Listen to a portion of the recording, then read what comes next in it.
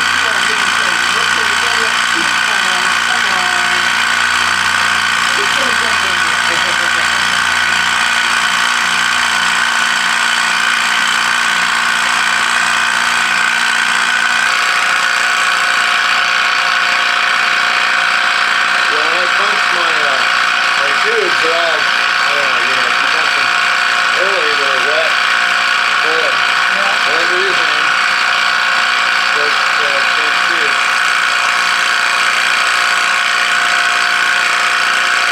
So now, when you change the oil, did you do minimize driving oil? I don't know, if I was doing something, you cannot simulate solid right now, temperature. You know, it's hard, you know, it's supposed to be doing.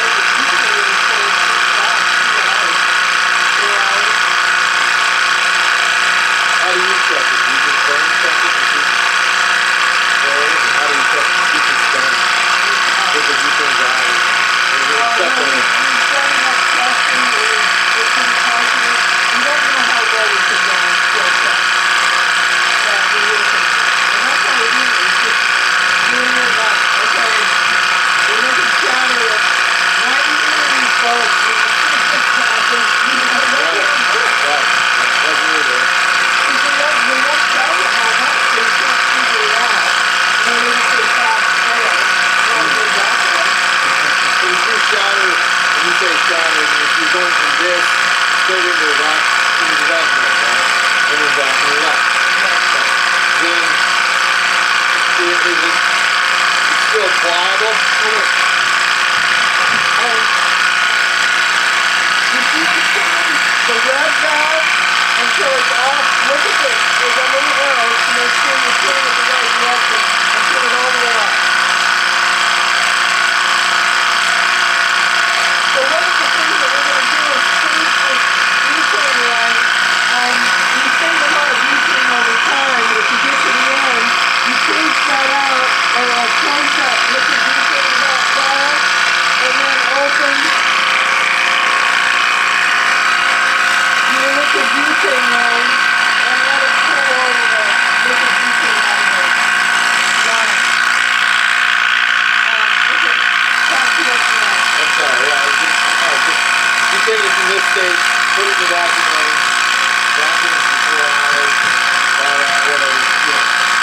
How do you learn it over time, and you don't need more than 4 or 5 hours to get it acceptable. And then after that, your product is it sweet roll up and type stuff, or is it hard shatter just breaks away like glass, or is it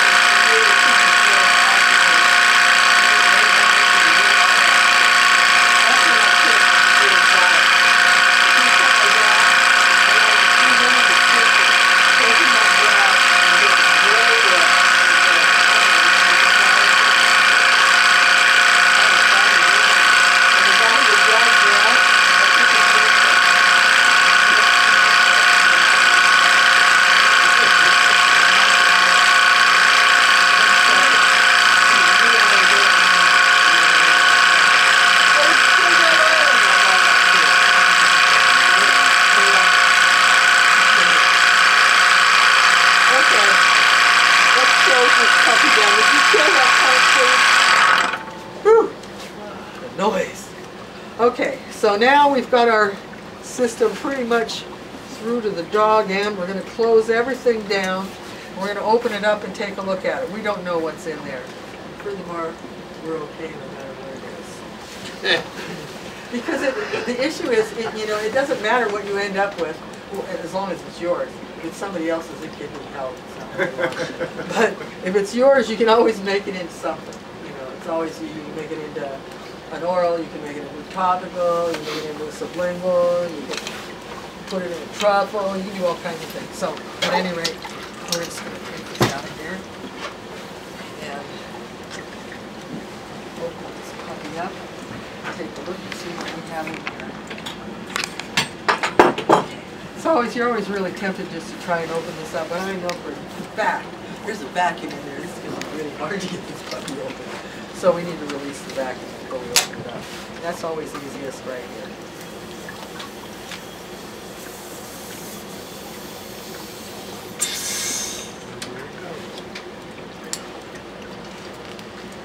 Okay, release the vacuum. And I always like to undo the middle one, because if I undo the middle one, then I have this, it's always really nice and tidy. I don't have to lay anything down. I can just set it right on the bottom of the, oops. Nice and tidy. No, it's not tight.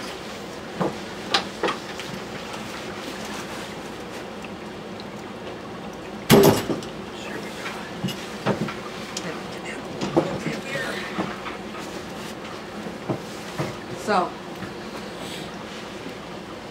and you can see as Oh, yeah, nasty as it's that all- material was, right. you can see where it started getting a little hot on that one side where the color's starting to pick up. But if we'd have pulled that early enough, it all would have been the lighter color.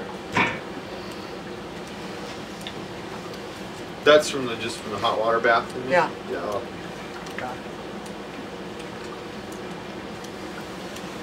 And let's see if we can do one more thing. Show you one more thing before we scrape it up. Maybe. Maybe not. Anything here somebody sees they want a picture of right now? We got a second? Who needs a picture of anything particular? You took a picture of the pot, yeah. That pot? I've got the picture of that pot on the website, but I'll get one. Oh, okay. Tell him you gave him Of what's in there. I know. Oh, yeah, yeah. You took a picture of it. Oh, yeah. Yeah. Okay. That's cool. Yeah. Thank you. Wait a minute. Where's our? We need to see it.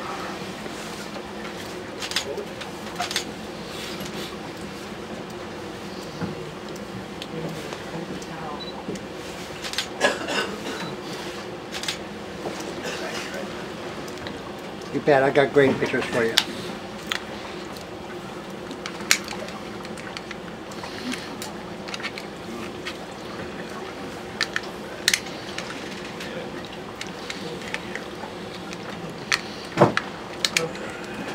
So, the water being the bitter enemy that it is. What we're going to do is dry this off.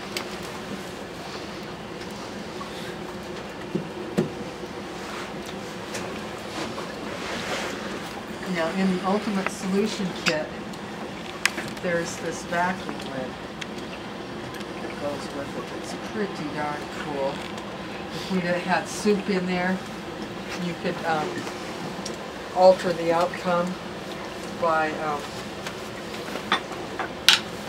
think it's the right one, here it is, by attaching the vacuum pump to this vacuum valve. And I should have put this on the other side. It would have made it easier for everybody to see. So is that nicotine you got in there? That thing? It's supposed to be way better for you than cigarettes. Yeah, a lot more. Well, I think so anyway. Well, yeah, you're not getting all that shit that's in the cigarettes either. Well, not the carcinogens from burning it, that's the... Yeah, like there's issue. 4,000 to 7,000 chemicals, DDT, all kinds of shit in there. Okay, That's good stuff. so now we're gonna pull a vacuum. And hopefully, Gonna I buff don't it know if up? we're gonna see much change at all. Here we go. Come on over and take a look.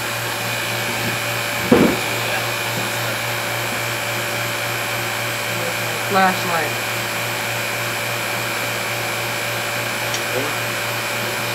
So now, I can continue to vacuum purge this off. Release the vacuum and do the little bubble. Was that the other side? That was that side that was dark. Right. Still had butane in it. So now we're doing the top and release.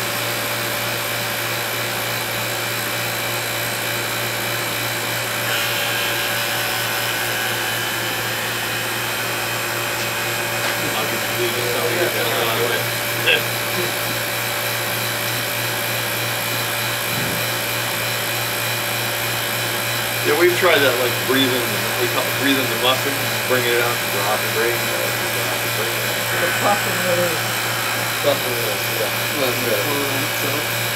Huh? Yeah, we've tried different, a couple different times. Yeah, rather than letting it just implode. Yeah, exactly. Just bring it up and then letting it go. About 27 inches is where we would keep it. Let's try where you are right there.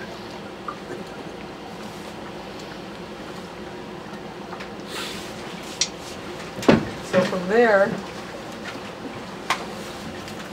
we can release this and kind of it might stay.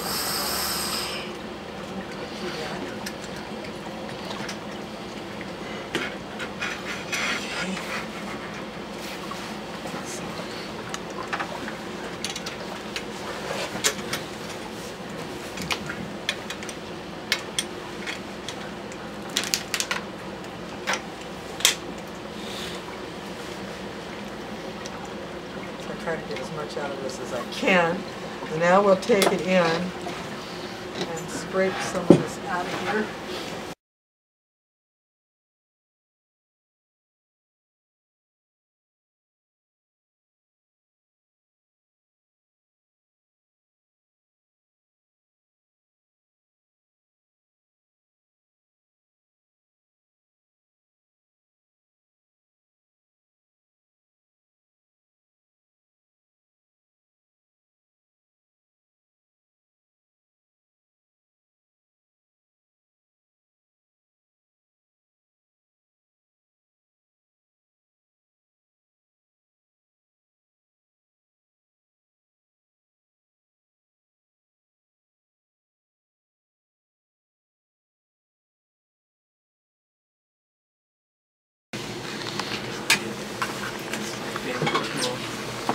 Have you found a good place to get those slick sheets? Or those slick sheets or not? Well, slick, yeah. Yeah.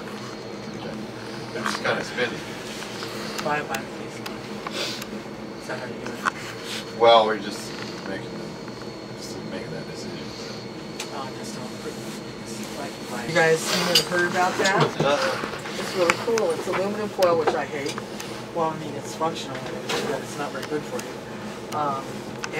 But it's lined with parchment paper.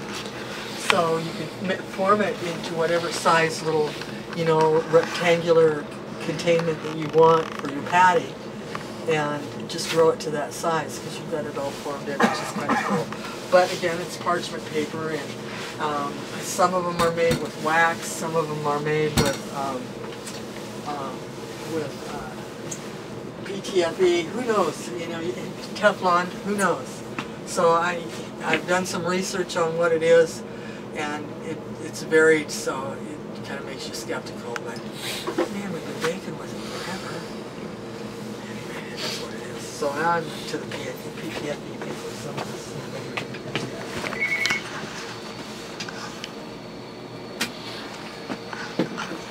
Okay. Well, that's Teflon, right? PTFE is Teflon Right. anyway. Right.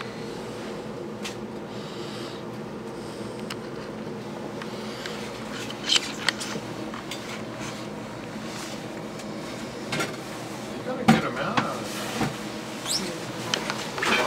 That was 2 columns. Yeah. So then it's, you gotta get all the water off. Well, you don't have to, but it seems like a logical thing. Same. When we're doing oral medication, the idea is that if you take 100 milligrams of something that we've decarboxylated, you're getting a full dose of that 100 milligrams. Whereas if you're making butter, you're hoping that half of what you dump into the butter actually turns out to be of value, so you end up dumping 3, 4, 5 times. With testing and a really good scale, I can give you an exact quantitative dosage that's required by the state, by food inspectors, by health inspectors, by anything along those lines. We know that there is exactly 100 micrograms or 100 milligrams or whatever it is that our controlled dosage is, because we're precise with it. An 85% THC extraction would, you know, go through the chart, do all the math, and you would know exactly what 1 liter of alcohol or 1 liter of coconut oil would have as concentration level. I see. And then applying that to cooking adds further complications, because as soon as you add heat to it, you cause degradations along the scales that change what it's going to test out at.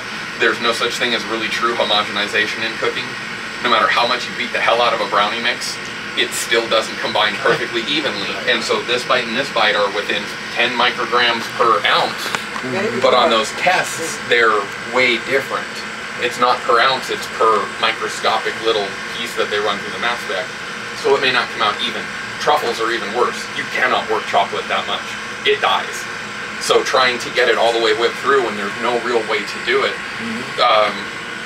From the stuff on Stump Farm and Carla's website through, I think High Times did a big write-up about it last year, for all the states that are looking for proper ways of dosing medibles. Right. Make food, shove a hole in it, and put your oil in it. That's how you properly dose a medible. That way you guarantee there's 100 micrograms of active ingredients, not 99, not 92, not 107, because that's not acceptable anymore.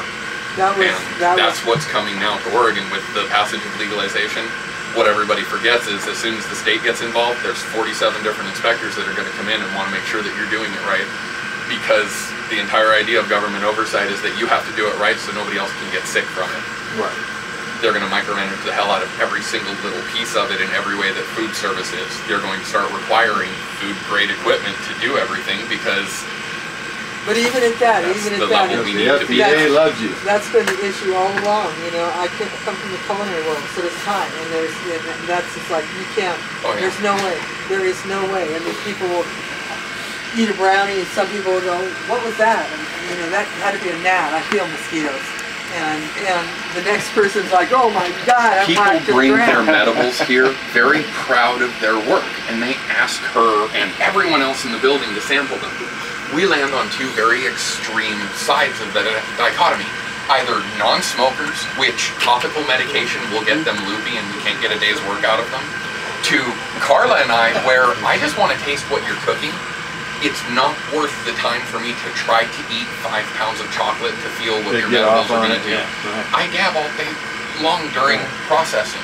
I'm in here in the lab. Everything we cook off gets, you know, tested for the simple before we worry about sending it out to pay for testing, and why waste it? Right. You know, you're not trying to process it. Relatively safe in here doing lab work to have a day's Well, and that's a test too. Oh, well, it's part of testing. We test on a regular basis. We're able to go. Chef better sample his cooking. Absolutely never trust a skinned cook. That has always been true. Oh, well, you know, I mean, when I worked at the bakery, all of the girls in the bakery were relative. And they're like, "What's the deal? You notice all this?" It's like, yeah, low fat. So all we use is sugar, massive amounts of sugar. This is all low fat. You know, there's Magic no brownies, calories. just eat 'em in the It's building. like, are you freaking kidding me? We did something new. We cut a piece of it. We all share, have a bite. Now we know what it tastes like.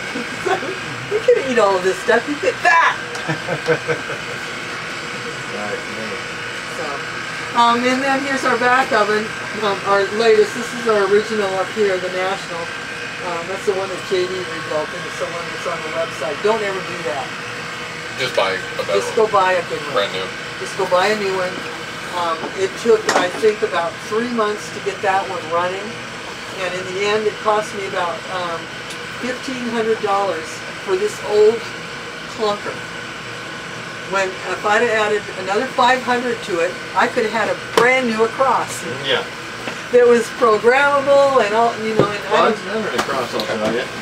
Can I run everybody out so I can finish Yeah. this right here? Sorry. Thank you. Oh no, just Just show them the back I have a little bit more oil to finish getting in the freezer. The vacuum oven is more time intensive, less labor intensive, and you maintain the flavor profile much better. If you go inside, there is a jar of material that is marked Dutch OG. Yeah. It was 2 weeks from beginning to end to make that oil. Wow. But it was a slow evaporation. It took me about 3 of the boiling effect. It would climb so far out of the jar. So it took a lot to nurse it along, but it's never seen anything above 100 degrees Fahrenheit. I see.